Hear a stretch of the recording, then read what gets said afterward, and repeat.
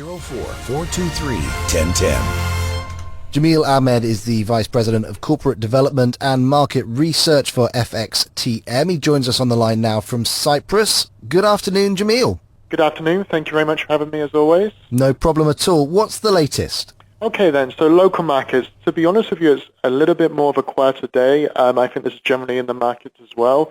Maybe August, quiet month, has come a little bit later as we're approaching the middle of August. Okay, so the DFM closed 0.25% higher, while the Abu Dhabi General Index closed marginally higher at 0.12%.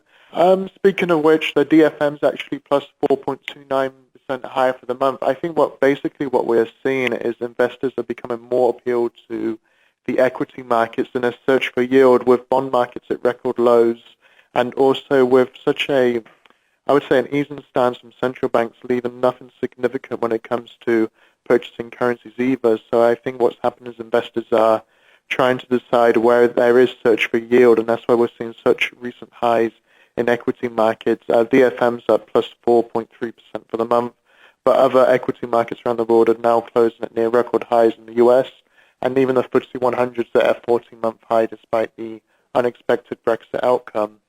International headlines are still focusing very heavily on the Brexit.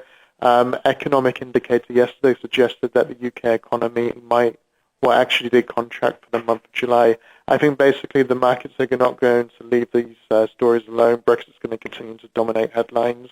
But elsewhere, we are also seeing a pickup in oil volatility ahead of a so-called informal OPEC meeting next month, which I don't think that anybody really understands what is an informal meeting. Basically, with concerns over the global economy beginning to resume again, what we're likely to see is more of a headlines focusing on the oversupply of oil in the markets and probably a lower price of oil. Currency markets, what we are noticing right now is, despite a very impressive U.S. non-farm payroll report for the month of July, there's very little confidence that the Federal Reserve will raise U.S. interest rates once again this year. And this is leading to investors basically taking profits on the table from the dollar positions.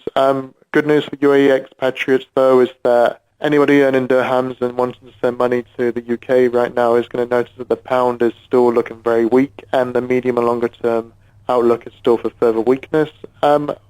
Also, what we are noticing a little bit of a rebound for the price of gold.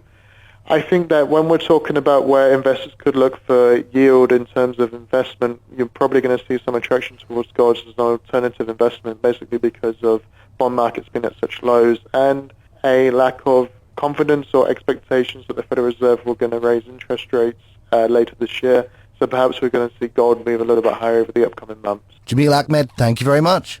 Thank you.